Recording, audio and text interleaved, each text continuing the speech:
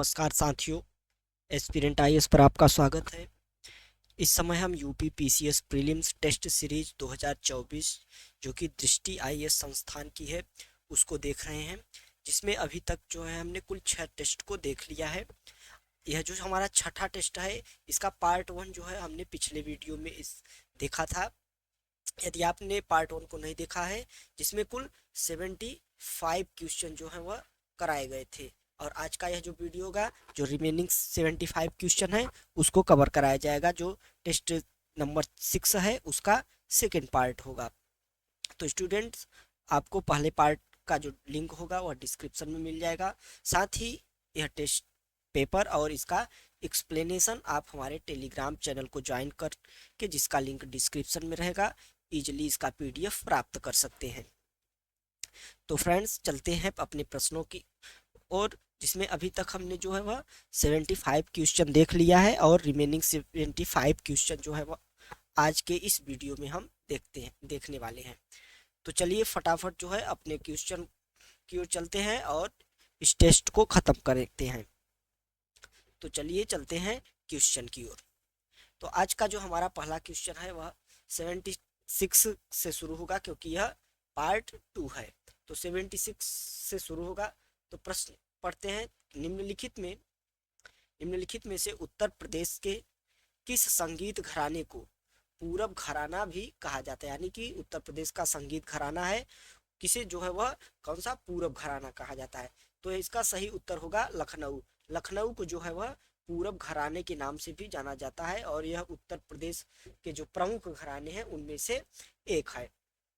तो ऑप्शन हमारा ए जो है वह सही होगा। नेक्स्ट क्वेश्चन देखते हैं। अगला क्वेश्चन है हमारा कि उत्तर प्रदेश में संगीत के संदर्भ में निम्नलिखित में से कौन सा कथन सही है? तो कौन सा कथन सही है? तो पहला स्टेटमेंट है, बरेली के प्रसिद्ध गायक राम पदारथ को अयोध्या नरेश ददुआ का संरक्षण प्राप्त था। जो राम पदारथ थे उन्हें अयोध्या नरेश ददुआ का संरक्षण प्राप्त था। इसके अलावा नेक्स्ट स्टेटमेंट है, बिंदादीन महाराज ने कथक नृत्य में ठुमरी गायक और सनद प्रिया नामक एक बंदिश का विकास किया। तो इसमें जो है वह हमारे दोनों स्टेटमेंट जो है वह सही है। दोनों स्टेटमेंट सही होने के साथ हमारा ऑप्शन ए सही होता है। नेक्स्ट क्वेश्चन की ओर चलते हैं। तो अगला क्वेश्चन है हमारा, निम्नलिखित में से कौन आगरा संगीत घराने से संबंधित नहीं है? आगरा संगीत घराने से संबंधित नहीं है। तो इसका जो हमारा सही आंसर होगा ऑप्शन सी, पंडित गणपत राव जो है वह आगरा घराने से संबंधित नहीं है। पंडित गणपत राव जो है वह रामपुर सहस्वान जो घराना था उससे संबंधित। किससे? रामपुर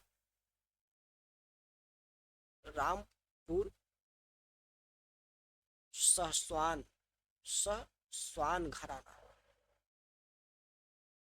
इससे संबंधित है कौन? पंडित गणपत राव। नेक्स्ट क्वेश्चन की ओर अपने चलते हैं। अगला क्वेश्चन देखते हैं। तो अगला क्वेश्चन है हमारा,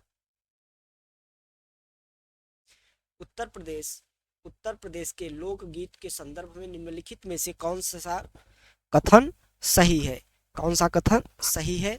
तो पहला स्टेटमेंट दिया है कि कजरी उत्तर प्रदेश की महिलाओं द्वारा शीत ऋतु में गाई जाती है। कब? शीत ऋतु में गाई जाती है।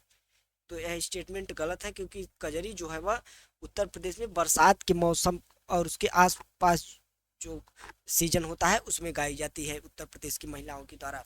और नेक्स्ट है कि इसूरी फाग बुंदेलखंड क्षेत्र में प्रसिद्ध है।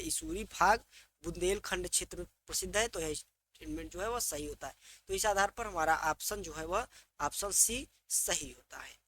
नेक्स्ट क्वेश्चन, अगला क्वेश्चन है, निम्नलिखित में से कौन सा लोकगीत उन दुखी पत्नियों से संबंधित है जो अपने पतियों से अलग हो गई है? यानी कि कौन सा लोकगीत है उन दुखी पत्नियों से संबंधित है जो कि अपने पति से जो है वह अलग हो गई हैं। तो इसमें जो है देखते हैं, तो इसमें ढोला है और पनवरा, रागिनी और बिरहा। तो बिरहा जो है वह इसका सही ऑप्शन होगा। तो बिरहा ऐसा है कि जिसमें जो है वह दुखी पत्नियों से संबंधित होता है। यह सबसे जो है आम और लोकप्रिय लोकगीत है, विशेषकर यह जो है वह पूर्वी उत्तर प्रदेश में। यह उन पत्नियों की जो है वह विरह पूर्ण मनोदशा को दर्शाता है जो अपनी पतियों से अलग हो गई है। तो ऑप्शन नंबर डी हमारा सही होगा। नेक्स्ट प्रश्न देखते हैं। तो इसमें सूची 1 को सूची 2 से मिलाना है। तो मेले के नाम है, उसके स्थान है। तो गोविंद साहब मेला, गोविंद साहब मेला कहाँ लगता है? तो यह अम्बेडकर नगर में लगता है। गोविंद साहब मेला अम्बेडकर नगर में। इसके अलावा ददरी मेला, ददरी मेला कहाँ लगता है? तो ददरी मेला जो है वह बलिया में लगता है। और इसके अलावा श्रावण झूला मेला, श्रावण झूला मेला जो है वह अयोध्या में लगता है। कहाँ पे लगता है? अयोध्या में। और ध्रुपद मेला जो है वह कहाँ लगता है? यह वाराणसी में लगता है। तो इस प्रकार ए का जो है हमारा, ए का दूसरा और बी का पहला है, और इसी प्रकार सी का चौथा और डी का तीसरा। तो ऑप्शन नंबर बी हमारा सही होगा। नेक्स्ट क्वेश्चन देखते हैं। कैलाश मेला प्रतिवर्ष उत्तर प्रदेश के निम्नलिखित में से किस जिले में आयोजित किया जाता है? कौन सा? कैलाश मेला। तो कैलाश मेला जो है वह उत्तर प्रदेश में प्रतिवर्ष जो है वह कहाँ आयोजित किया जाता है? वह आयोजित किया जाता है आगरा में। तो यह आगरा में जो है वह प्रतिवर्ष एक रंगीन कार्निवल के रूप में जो है मनाया जाता है, और यह कैलाश यानी जो भगवान शिव हैं उनके सम्मान में मनाया जाता है। तो आगरा में यह मनाया जाता है कैलाश मेला। ऑप्शन नंबर डी हमारा सही है। नेक्स्ट क्वेश्चन देखते हैं। तो अगला क्वेश्चन है हमारा, पूर्ण कुंभ मेला महोत्सव यानी कि जिसे महाकुंभ भी कहा जाता है, प्रत्येक यानी कि डैश कितने वर्ष के बाद प्रयागराज में आयोजित होता है? तो यह जो है वह कितने वर्ष? 12 वर्ष। तो जो महाकुंभ यानी जिसे पूर्ण कुंभ भी बोला जाता है, तो वह 12 वर्ष में होता है। और इसके अलावा जो कुंभ मेला होता है वह कितने में? 6 वर्ष में होता है। तो इस प्रकार जो है वह 12 वर्ष में जो पूर्ण कुंभ मेला आयोजित होता है। नेक्स्ट क्वेश्चन की ओर अपने पढ़ते हैं। तो अगला क्वेश्चन है हमारा, कवि संत रविदास के संदर्भ में निम्नलिखित कथनों में से कौन सा कथन सही है? तो इस संबंध में पहला स्टेटमेंट है, वह भक्ति आंदोलन के एक दक्षिण भारतीय रहस्यवादी संत कवि थे। किसके? भक्ति आंदोलन के दक्षिण भारतीय रहस्यवादी। तो दक्षिण भारतीय यहाँ पे विशेष ध्यान दीजिएगा। नेक्स्ट है, उनके भक्ति छंदों को सिख धर्म ग्रंथों में शामिल किया गया, जिसे गुरु ग्रंथ साहिब जो है वह नाम से जाना गया। तो इस संबंध में जो हमारा पहला स्टेटमेंट है यह गलत है और दूसरा सही है। तो गुरु ग्रंथ साहिब जो है वह इन्हीं की जो छंद थे उन्हीं पर आधारित है, उन्हीं से बनाया गया। तो इस प्रकार हमारा ऑप्शन जो है वह सी सही हो जाएगा, क्योंकि इनका जन्म जो है वह वाराणसी में हुआ है और यहाँ हुआ था, और यहाँ पर दिया है दक्षिण भारत। तो यह स्टेटमेंट गलत हो जाता है। नेक्स्ट क्वेश्चन देखते हैं। तो निम्नलिखित में से जो है वह युग्म सम्मिलित नहीं है। तो पहला है मलिक मोहम्मद जायसी, पद्मावत इन्होंने लिखी थी, सही है। इसके अलावा भारतेंदु हरिश्चंद्र, भारत की दुर्दशा, महादेवी वर्मा, रश्मि। तो इस प्रकार यह जो है वह सही है। और कौन सा इसमें पूछा है कौन सा सही नहीं है? तो धर्मवीर भारती जो है वह भारत भारती दिया गया है, तो यही जो है वह गलत है, क्योंकि भारत भारती किसका है? यह मैथिली शरण गुप्त, यह मैथिली शरण गुप्त जी का है। जबकि धर्मवीर भारती की मुख्य रचना जो है वह कौन सी है? वह है गुनाहों का देवता। तो इस प्रकार ऑप्शन डी हमारा जो है वह सही होता है। नेक्स्ट क्वेश्चन की ओर चलते हैं स्टूडेंट। तो अगला क्वेश्चन है, कर्मभूमि उपन्यास किसके द्वारा जो है वह लिखा गया? कर्मभूमि उपन्यास। तो कर्मभूमि उपन्यास जो है वह मुंशी प्रेमचंद, किसके द्वारा? मुंशी प्रेमचंद। इनका एक और नाम है, उसका क्या नाम है? धनपत राय। क्या बोला जाता है इनको? धनपत राय, याद रखना। तो मुंशी प्रेमचंद का प्रमुख उपन्यास जो है वह कौन सा है? कर्मभूमि। तो ऑप्शन नंबर सी हमारा सही होगा। नेक्स्ट क्वेश्चन, उत्तर प्रदेश में उर्दू अकादमी की स्थापना हुई। उर्दू अकादमी जो है वो उत्तर प्रदेश में उसकी स्थापना कब हुई? तो इसकी स्थापना 1972 में हुई। 1972 में जो है वह उर्दू भाषा के विकास और प्रसार के लिए इसकी स्थापना की गई। तो 1972 में उत्तर प्रदेश में उर्दू अकादमी की स्थापना की गई। नेक्स्ट क्वेश्चन है, उत्तर प्रदेश भाषा संस्थान निम्नलिखित में से किस शहर में है? तो उत्तर प्रदेश का भाषा संस्थान कहाँ पे है? तो यह लखनऊ में। उत्तर प्रदेश का भाषा संस्थान कहाँ पे है? लखनऊ में है। इसकी स्थापना जो है वह 24 दिसंबर 1994 को जो है वह की गई थी। तो इस प्रकार हमारा ऑप्शन जो है वह सी सही होता है। नेक्स्ट क्वेश्चन की ओर चलते हैं। अगला क्वेश्चन है हमारा, वर्ष 2023 में उत्तर प्रदेश भारत की सबसे बड़ी अर्थव्यवस्था बनकर उभरा है। तो भारत में कौन सबसे बड़ी अर्थव्यवस्था में किस नंबर पे है उत्तर प्रदेश? तो यह है तीसरे नंबर पे। तो उत्तर प्रदेश 2024 में तीसरे नंबर पर जो है वह, सॉरी यह जो है वह तीसरे नहीं, यह दूसरे नंबर पे है। तो ऑप्शन ए हमारा सही होगा, दूसरे, क्योंकि इससे जो कुल जीडीपी में यदि राष्ट्रीय योगदान की दृष्टि से यदि देखा जाए तो उत्तर प्रदेश का जो योगदान है वह है लगभग 9%। जीडीपी में योगदान राष्ट्रीय जीडीपी में कितना है? 9.2% जो है वह योगदान है। तो इस प्रकार ऑप्शन ए जो है हमारा सही है। नेक्स्ट क्वेश्चन की ओर चलते हैं। पेराई सत्र 2022-23 के दौरान उत्तर प्रदेश में कितनी चीनी मिली संचालित थी? तो चीनी मिलें उत्तर प्रदेश में कुल कितनी संचालित थी? वह थी 118 चीनी मिली जो है वह संचालित थी। तो ऑप्शन सी बी हमारा सही होगा। नेक्स्ट क्वेश्चन देखते हैं। अगला क्वेश्चन है, आवधिक श्रम बल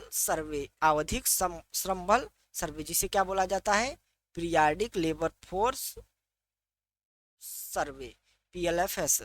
तो 2023 के अनुसार उत्तर प्रदेश में बेरोजगारी दर घटकर क्या हो गई है? तो यह हो गई है 2.6%। 2.6% जो है वह फीसदी जो है वह 2022-23 में घटकर हो गई। इससे पहले 17-18 में यह कितनी थी? तो 17-18 में यह थी 6.4%। कितना? यहाँ पे देख देते हैं, 2017-18 में 6.4% थी, जो कि अब कितनी हो गई है? 2.6%। तो इस प्रकार ऑप्शन सी हमारा सही होता है। नेक्स्ट क्वेश्चन देखते हैं। अगला क्वेश्चन है, आधारभूत पशुपालन सांख्यिकी 2022 के अनुसार दुग्ध उत्पादन में उत्तर प्रदेश का कौन सा जो है वह स्थान है? तो कौन सा स्थान है? दूसरा। उत्तर प्रदेश का कौन सा स्थान है? दूसरा है। उत्तर प्रदेश जो है वह, यदि हम पूरे ओवरऑल देश की बात करें तो देश में लगभग 221 मिलियन टन जो है वह दूध का उत्पादन होता है। और इसमें जो प्रथम स्थान रखता है वह है राजस्थान, जो कि कुल देश का 15% जो है 15% पूर्ति करता है दूध उत्पादन की। और उत्तर प्रदेश जो है वह लगभग 14% से कुछ ज़्यादा ही 14.93%। तो इस प्रकार इसका स्थान जो है वह क्या है? दूसरा है। अब चलते हैं नेक्स्ट क्वेश्चन की ओर। अगला प्रश्न है, आवधिक श्रम बल सर्वे 2022-23 के अनुसार उत्तर प्रदेश की महिला श्रम शक्ति भागीदारी थी। तो महिला श्रम शक्ति भागीदारी उत्तर प्रदेश कितनी थी? 32.10%।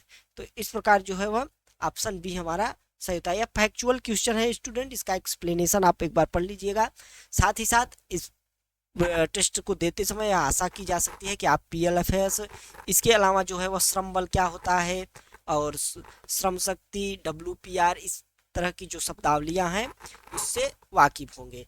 तो इस प्रकार जो है वह स्टैटिक पार्ट अपना मजबूत करिए, साथ ही उसे करंट अफेयर से रिलेटेड करते रहिए। तो ऑप्शन बी हमारा जो है वह सही है। नेक्स्ट क्वेश्चन की ओर चलते हैं। अगला क्वेश्चन है, निम्नलिखित में से कौन सा उत्तर प्रदेश का प्रसिद्ध चाय उत्पादक जिला जो है वह नहीं है, प्रश्न में दिया है।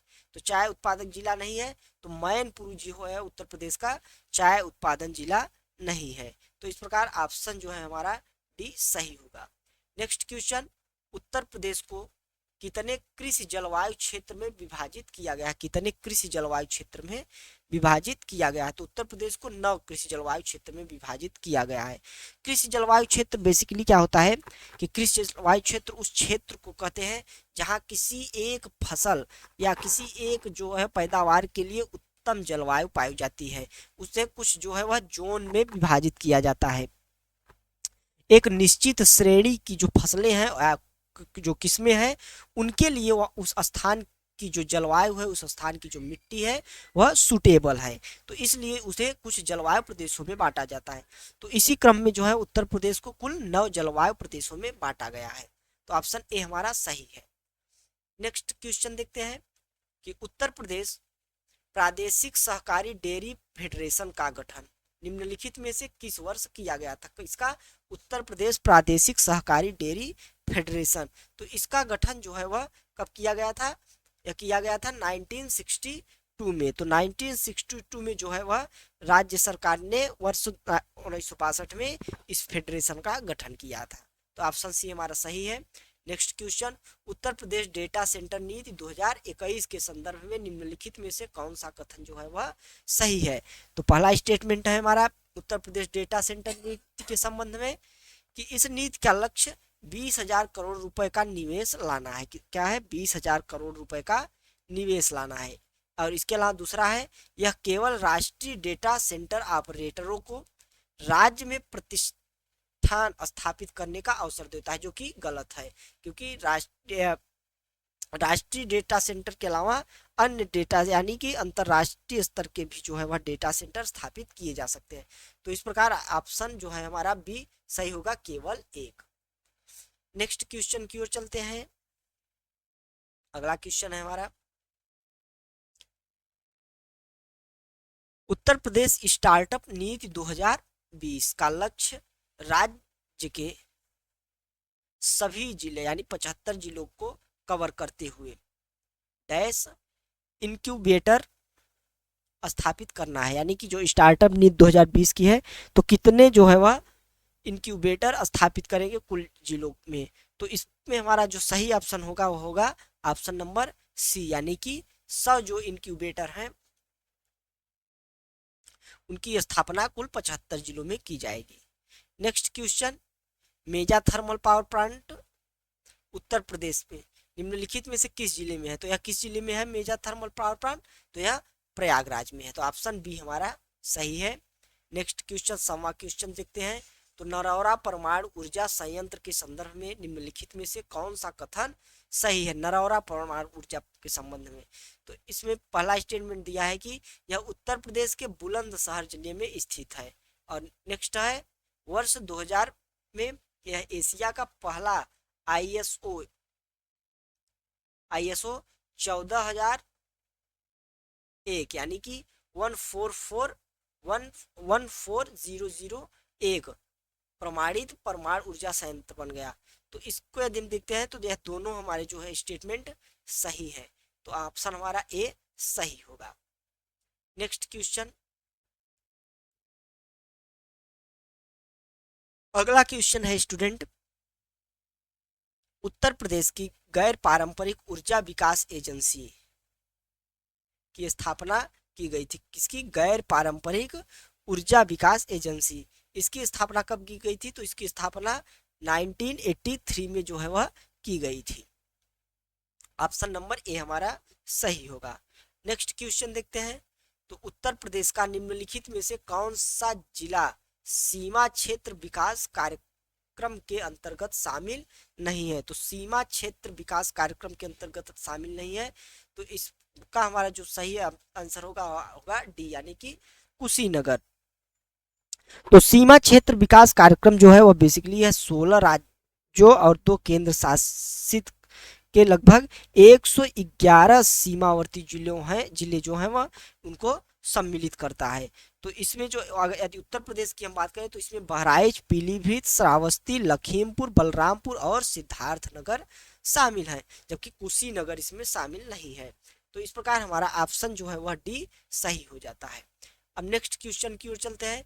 तो अगला क्वेश्चन है, निम्नलिखित में से कौन सा राज्य रिमोट सेंसिंग एप्लीकेशन सेंटर स्थापित करने वाला देश का पहला राज्य बन गया? क्या? रिमोट सेंसिंग एप्लीकेशन सेंटर स्थापित करने वाला। तो रिमोट सेंसिंग एप्लीकेशन सेंटर स्थापित करने वाला जो पहला राज्य है वह है हमारा उत्तर प्रदेश। तो उत्तर प्रदेश जो है वर्ष 1982 में, किसका? 1982 में उत्तर प्रदेश ने जो है वह लखनऊ में अपना पहला राज्य रिमोट सेंसिंग एप्लीकेशन सेंटर जो है वह स्थापित किया था। तो इस प्रकार ऑप्शन जो हमारा सी है वह सही होगा। अब चलते हैं नेक्स्ट प्रश्न की ओर अपने। अगला प्रश्न है, निम्नलिखित में से कौन सा युग्म जो है वह सुमेलित नहीं है? कुछ संस्थान दिए गए हैं और उनका जो है वह स्थान दिया गया है। तो कौन सा जो है वह सुमेलित नहीं है? तो पहला है इसमें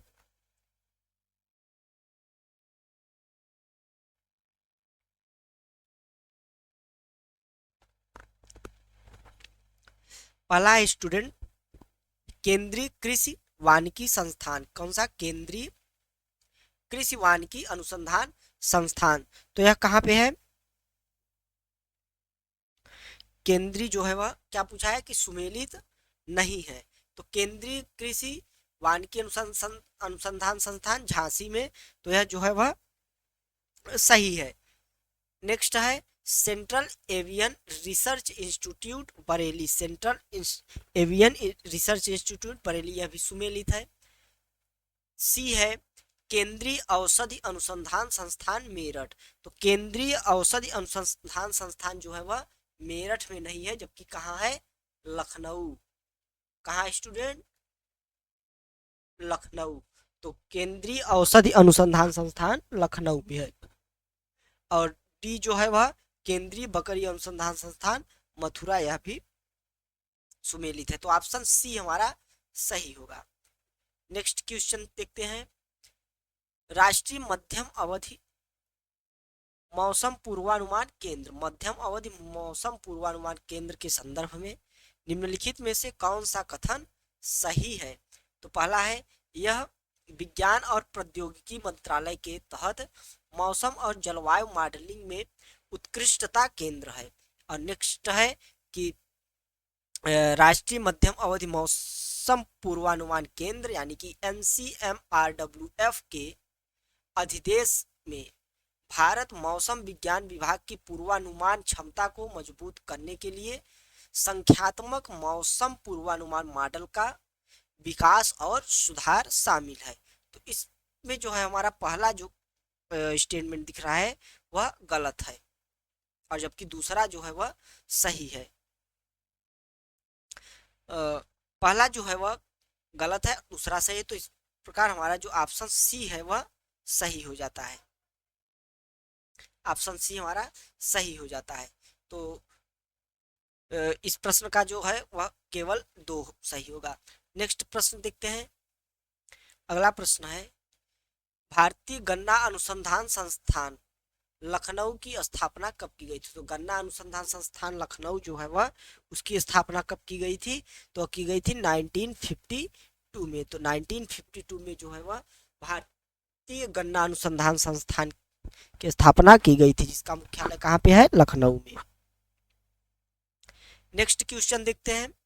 तो उत्तर प्रदेश में वृद्धावस्था विधवा दिव्यांगजन के लिए एकीकृत पेंशन पोर्टल निम्नलिखित में से कौन सा है? एकीकृत जो पेंशन पोर्टल है वो कौन सा है? तो वह है SSPY पोर्टल। क्या? SSPY portal. तो इस दृष्टि से जो है वह हमारा ऑप्शन डी सही होता है। अब चलते हैं अपने नेक्स्ट प्रश्न की ओर। अगला प्रश्न है हमारा,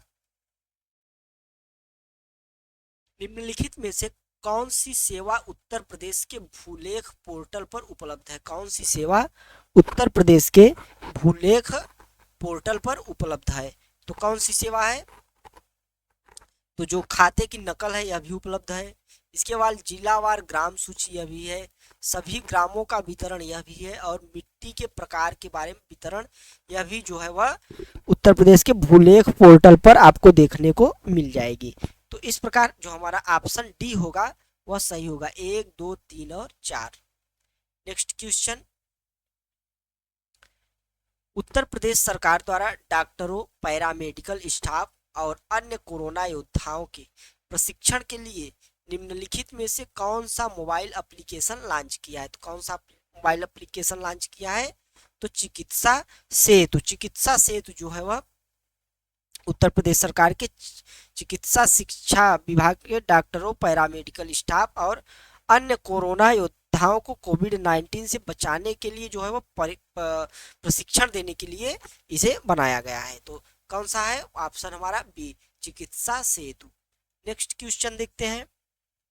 अगला क्वेश्चन है हमारा, उत्तर प्रदेश की ई गवर्नेंस परियोजना लोकवाणी प्रारंभ की गई थी। ई गवर्नेंस परियोजना कौन सी? लोकवाणी। तो इसमें जो है हमारा सही ऑप्शन होगा वह कौन सा होगा? वह होगा ऑप्शन नंबर डी, 2004। यानी कि 2004 में जो है वो उत्तर प्रदेश की ई गवर्नेंस परियोजना लोकवाणी प्रारंभ की गई थी। यह जो है नागरिकों को वास्तव में किसी भी सरकारी कार्यालय में आए बिना जो सरकार के साथ बातचीत करने का जो है वह अवसर देता है यह जो प्रोजेक्ट है।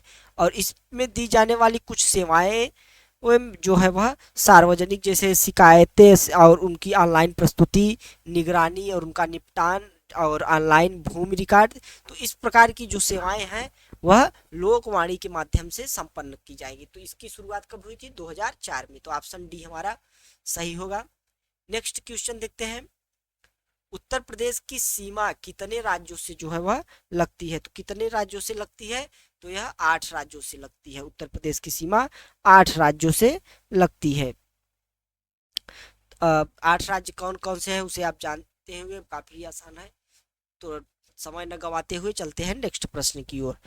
अगला प्रश्न है, सरसई नावर झील। सरसई नावर झील कहाँ पे स्थित है? तो यह सरसई जो नावर झील है यह उत्तर प्रदेश के इटावा में स्थित है। तो सरसई नावर झील उत्तर प्रदेश के इटावा में है, जो कि एक वेटलैंड भी है। यानी कि यह जो है वह क्या है? एक वेटलैंड यानी आर्द्र भूमि भी है।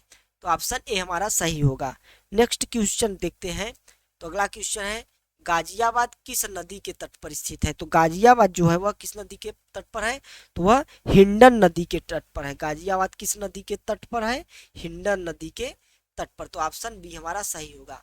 अगला क्वेश्चन है हमारा, देवदरी जलप्रपात निम्नलिखित में से किस नदी पर स्थित है? कौन सा? देवदरी जलप्रपात।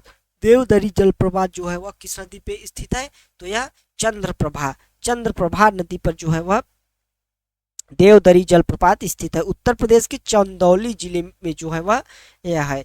और इसके यह जो क्षेत्र है यह चंद्रप्रभा जो है वह चंद्रप्रभा वन्यजीव अभयारण्य के पास भी जो है वह पड़ता है। तो देवदरी जलप्रपात उत्तर प्रदेश के चंदौली जिले में जो है वह चंद्रप्रभा नदी पर स्थित है। तो ऑप्शन नंबर सी हमारा सही है। नेक्स्ट क्वेश्चन देखते हैं, उत्तर प्रदेश के निम्नलिखित में से किस स्थान पर कम वर्षा होती है? तो उत्तर प्रदेश में निम्नलिखित में से किस स्थान पर कम वर्षा होती है? तो इसको देखते हैं।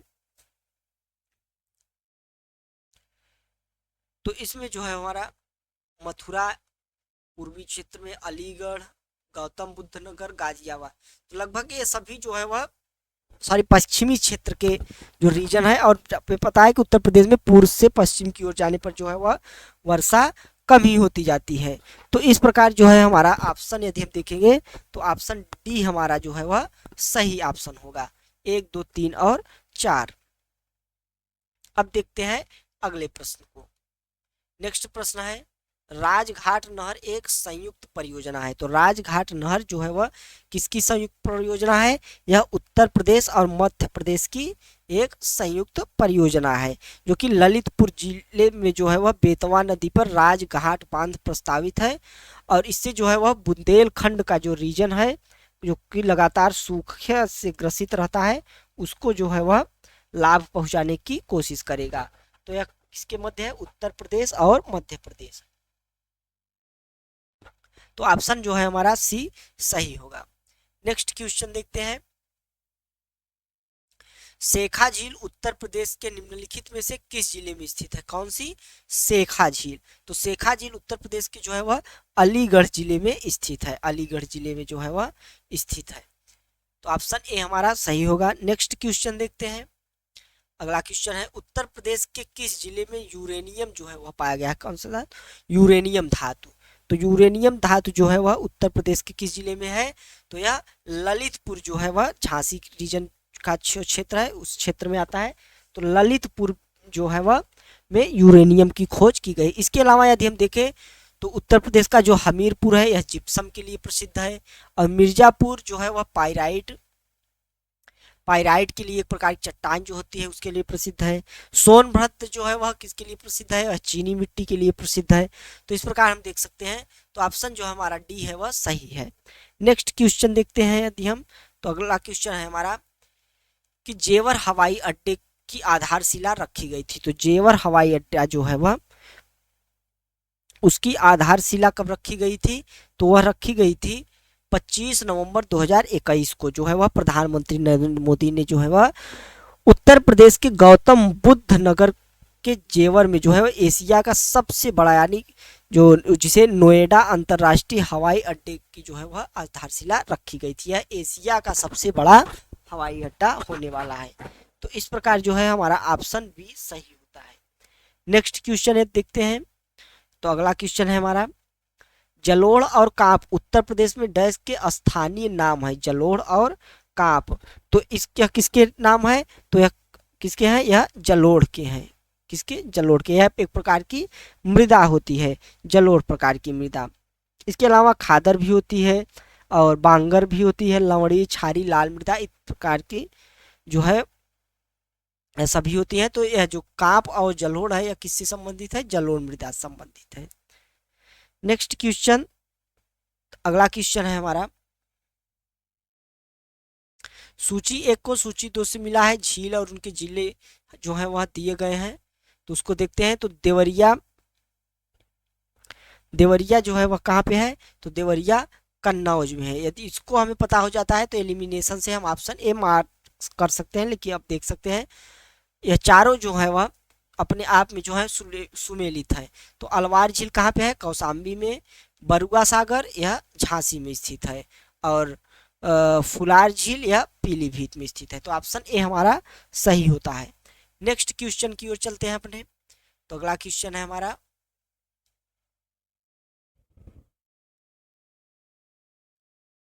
नेक्स्ट क्वेश्चन है स्टूडेंट कि उत्तर प्रदेश की जलवायु को प्रभावित करने वाले कारकों के संदर्भ में निम्नलिखित में से कौन से सही है? तो पहला है, उत्तर प्रदेश की अक्षांशीय स्थिति दैनिक वार्षिक उच्च तापमान की सीमा प्रदान करती है। अक्षांशीय स्थिति दैनिक और वार्षिक उच्च तापमान की सीमा प्रदान करती है। नेक्स्ट है, उत्तर प्रदेश के मध्यम श्रेणी की जलवायु नहीं है। उत्तर प्रदेश में जो है वह मध्यम श्रेणी की जलवायु नहीं है। तो इस प्रकार जो है वह हमारे ऑप्शन जो दोनों है वह सही होते हैं, और ऑप्शन बी हमारा सत्य हो जाता है। तो इस प्रश्न का ऑप्शन जो है वह बी सही है। नेक्स्ट क्वेश्चन, अगला क्वेश्चन है, सूची 1 को सूची 2 से मिलित करना है। वन्य जीव अभ्यारण्य दिए गए हैं और उनकी जो है वह स्थापना वर्ष हमें पता करना है। तो जो पहला है रानीपुर वन्य जीव अभ्यारण्य, तो इसकी स्थापना जो है वह 1977 में हुई थी। इसके अलावा यदि इसको देख लेते हैं तो ऑप्शन ए हमारा सही ही दिख रहा है। जब देख लेते हैं तो बी जो है वह कतरनिया घाट वन्य जीव अभ्यारण्य, इसकी स्थापना 1976 में हुई थी चंबल वन्य जीव अभयारण्य, 1979, और हस्तिनापुर वन्य जीव अभयारण्य 1986 में हुई थी। तो ऑप्शन नंबर जो हमारा ए है वह सही है। नेक्स्ट क्वेश्चन देखते हैं।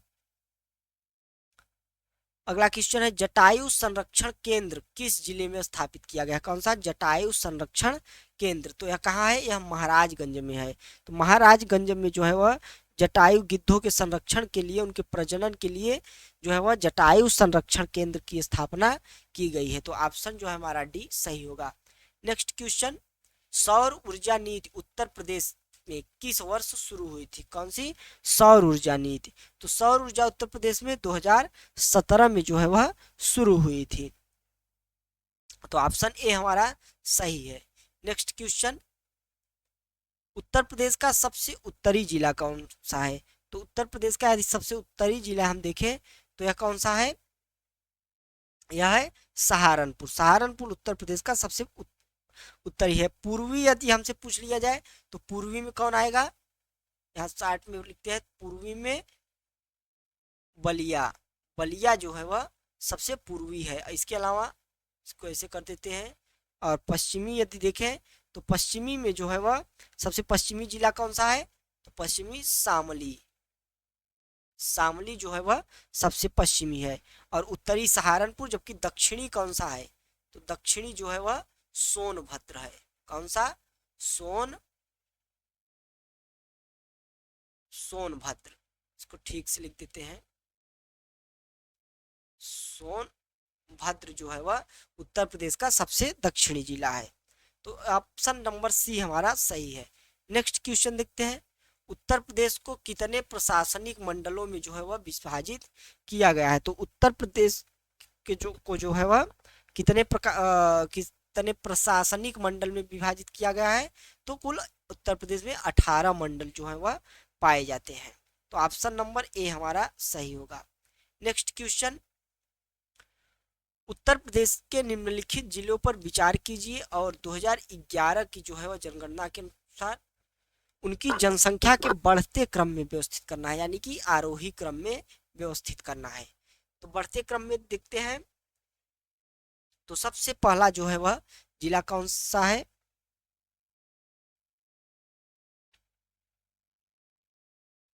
यदि सबसे ज्यादा जनसंख्या हम देखें तो वह कहाँ पे है? वह प्रयागराज में पाई जाती है।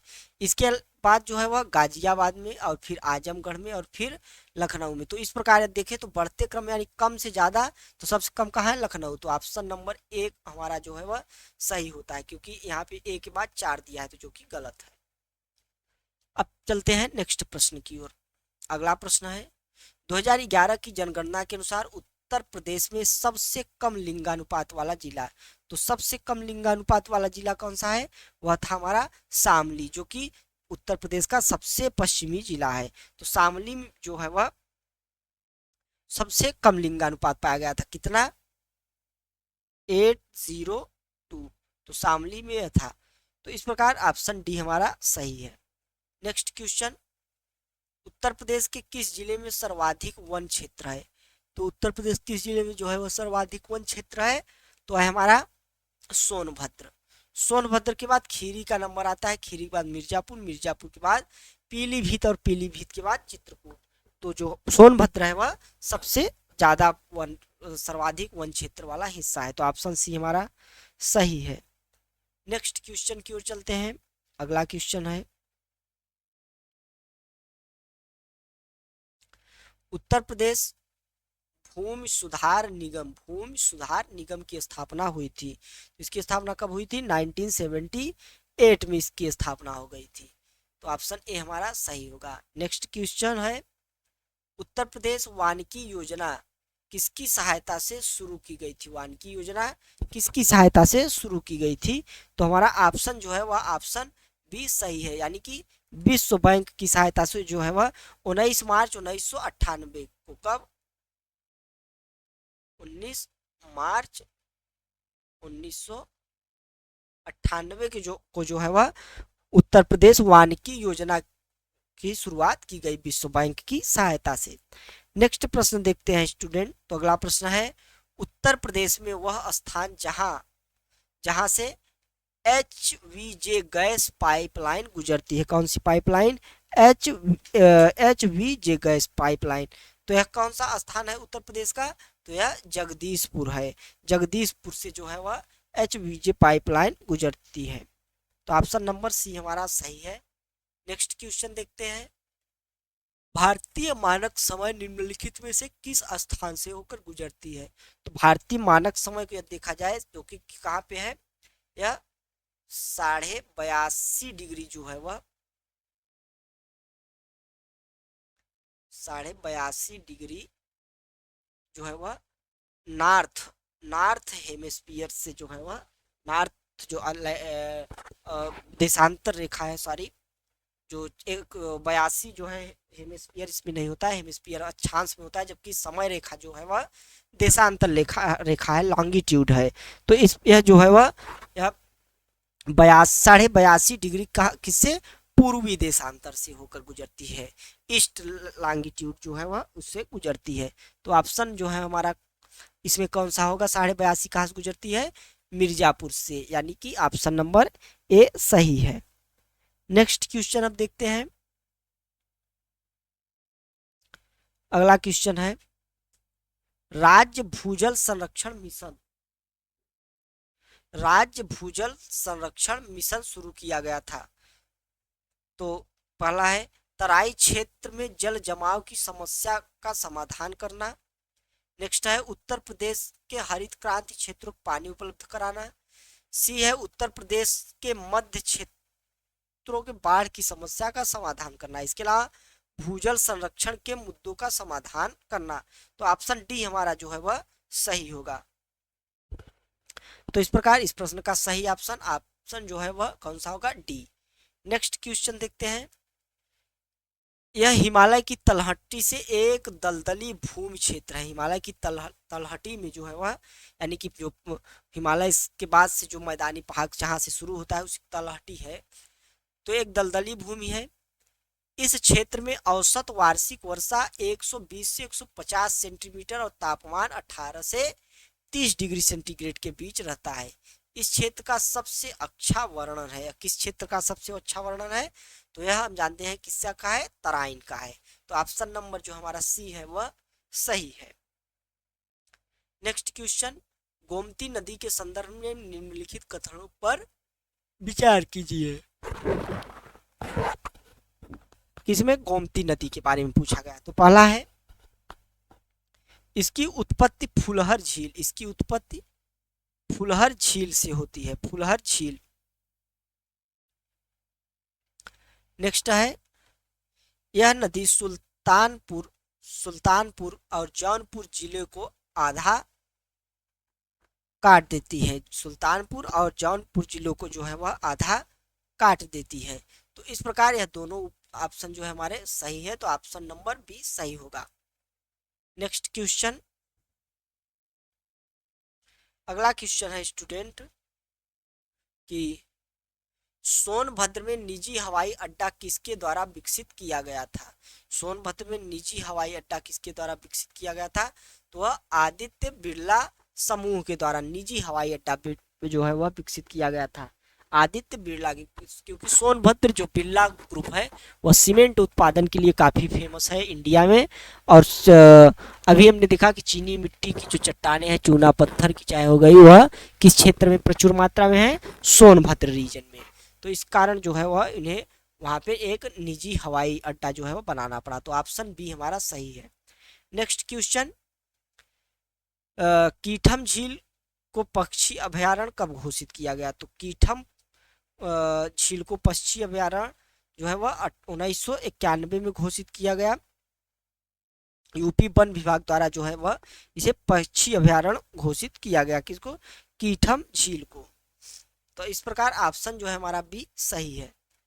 नेक्स्ट क्वेश्चन देखते हैं। तो अगला क्वेश्चन है, भारत का सबसे लंबा जलमार्ग कौन सा है? तो प्रयागराज से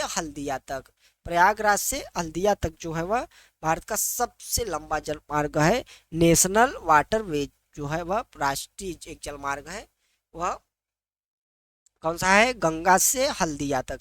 या कुल इसकी लंबाई यदि की बात करें तो इसकी कुल लंबाई जो है वह 1620 किलोमीटर है। कि कुल लंबाई कितनी है, 1620 की, जिसे नेशनल वाटरवे NW1 भी कहा जाता है इसको। किसको, प्रयागराज से हल्दिया तक जो रूट है। अब चलते हैं नेक्स्ट प्रश्न की ओर। हमारा नेक्स्ट प्रश्न है, पूर्वांचल एक्सप्रेसवे के संदर्भ में निम्नलिखित कथनों पर विचार कीजिए। पूर्वांचल एक्सप्रेसवे, तो पहला है, यह लखनऊ जिले के चांद सराय गांव से शुरू होती है और गाजीपुर के हैदरिया गांव में समाप्त होती है। कहाँ से शुरू होती है, लखनऊ जिले के चांद सराय गांव से शुरू होती है, हाजिरिया तक जाती है। नेक्स्ट है, यह एक ग्रीन फील्ड जो है वह प्रोजेक्ट है। कौन सा था, ग्रीन फील्ड। तो यह दोनों ऑप्शन हमारे सही है, तो ऑप्शन नंबर बी हमारा सही होगा। नेक्स्ट क्वेश्चन, निम्नलिखित में से किस बैंक ने पहला बिना नंबर वाला क्रेडिट कार्ड लॉन्च किया है। पहला बिना नंबर वाला क्रेडिट कार्ड, तो वह है एक्सिस बैंक। तो एक्सिस बैंक ने जो है वह बिना नंबर वाला क्रेडिट कार्ड लॉन्च किया है। नेक्स्ट प्रश्न, सूची 1 को सूची 2 से जो है मिलाना है। तो जल विद्युत परियोजना है, तो सबसे पहले ओबरा हम देखते हैं। तो ओबरा कहाँ पे है, यह रिहंद नदी पर है। इसके अलावा यह रेनीकूट जिले के जो है वह उसके आसपास है, सोनभद्र साइड में।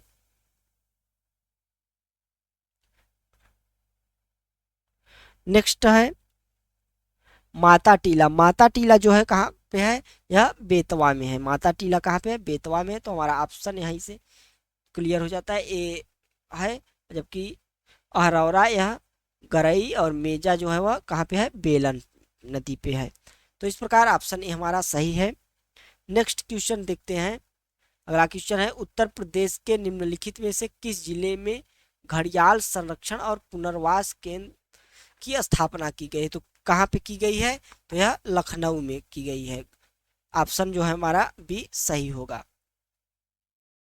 इसकी स्थापना कब की गई थी, यदि हम इसको देखें तो 1975 में जो है वह इसकी स्थापना की गई थी। नेक्स्ट क्वेश्चन, उत्तर प्रदेश के किस सबसे बड़ी झील में, उत्तर प्रदेश की सबसे बड़ी झील है, यानी कि कौन सी झील सबसे बड़ी है। तो इसका सही उत्तर होगा, वह होगा बरुआ सागर। बरुआ सागर जो है वह झांसी जिले में स्थित है। कहाँ पे स्थित है, झांसी जिले में। झांसी जिले में जो है वह बरुआ सागर झील है, जो कि उत्तर प्रदेश की सबसे बड़ी झील है। तो ऑप्शन डी हमारा सही होगा। नेक्स्ट क्वेश्चन, गंगा जल परियोजना किसके सहयोग से शुरू की गई थी। गंगा जल परियोजना किसके सहयोग से, तो यह जो है वह जापान के सहयोग से शुरू की गई थी। यह जो है वह 2005 में जो है वह यह योजना शुरू हुई थी और 2012 में, मार्च 2012 में जाके समाप्त हुई। तो गंगा जल परियोजना जापान के सहयोग से शुरू की गई थी। नेक्स्ट क्वेश्चन देखते हैं। अगला क्वेश्चन है, उत्तर प्रदेश में लोक कला संग्रहालय निम्नलिखित में से किस शहर में है। तो लोक कला संग्रहालय जो है वह कहाँ पे है, यह लखनऊ में है। तो इस प्रकार हमारा ऑप्शन जो है वह बी सही होगा। अब नेक्स्ट क्वेश्चन है, उत्तर प्रदेश का भारत भारती पुरस्कार किस क्षेत्र में दिया जाता है। भारत भारती पुरस्कार किस क्षेत्र में दिया जाता है, तो यह साहित्य क्षेत्र का पुरस्कार है। तो ऑप्शन ए हमारा सही होगा।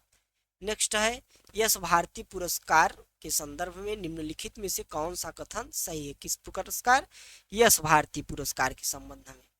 तो पहला है, यह उत्तर प्रदेश सरकार द्वारा सर्वोच्च पुरस्कार है। तो यह गलत है, उत्तर प्रदेश द्वारा सर्वोच्च पुरस्कार जो है वह यह नहीं है। नेक्स्ट है, इसके प्राप्तकर्ता को प्रशस्ति पत्र, साल 20 लाख रुपए और 25,000 प्रतिमाह पेंशन प्रदान किया जाता है। यह भी अपने आप में जो है वह गलत है, क्योंकि 25,000 न होकर यह 50,000 प्रतिमाह पेंशन से सम्मानित किया जाता है। इसके अलावा जो है इसमें 20 लाख न देकर 11 लाख दिया जाता है। तो ऑप्शन जो है हमारा डी सही होगा। नेक्स्ट क्वेश्चन, जो कि आज का हमारा आखिरी क्वेश्चन होगा, 150वां क्वेश्चन। तो इसको देखते हैं, निम्नलिखित में से कौन उत्तर प्रदेश के ललित कला अकादमी के पहले अध्यक्ष थे। उत्तर प्रदेश के ललित कला अकादमी के जो है वह पहले अध्यक्ष थे। तो वह कौन थे? डॉक्टर संपूर्णानंद। तो इसकी स्थापना जो उत्तर प्रदेश की ललित कला अकादमी, इसकी स्थापना को यदि हम देखें तो 8 फरवरी 1962 को जो है उत्तर प्रदेश के संस्कृत विभाग द्वारा कब की गई थी? 8 फेब जो है वह फरवरी 1962 को जो है वह उत्तर प्रदेश के संस्कृत विभाग द्वारा की गई थी। तो ऑप्शन नंबर ए हमारा सही होगा। तो इस प्रकार यह जो टेस्ट सीरीज है, टेस्ट नंबर 6, इसका जो पार्ट 2 है वह समाप्त होता है। आप दोनों पार्ट को देखिए। इसका एक्सप्लेनेशन हमारे टेलीग्राम चैनल पर आपको मिल जाएगा और इसके साथ ही साथ अपने स्टैटिक पार्ट को मजबूत करते जाइए, टेस्ट सीरीज लगाते जाइए। हम आप तक जो है वह विभिन्न प्रकार की जो टेस्ट सीरीज है वह पहुंचाने की कोशिश कर रहे हैं। इसके लिए जो है आप हमारा जो चैनल है उसको सब्सक्राइब कीजिए और दोस्तों को भी शेयर कीजिए। यदि वीडियो पसंद आया हो तो वीडियो को लाइक भी करें। मिलते हैं नेक्स्ट किसी टॉपिक के साथ या अन्य टेस्ट के साथ। तब तक के लिए नमस्कार, जय हिंद।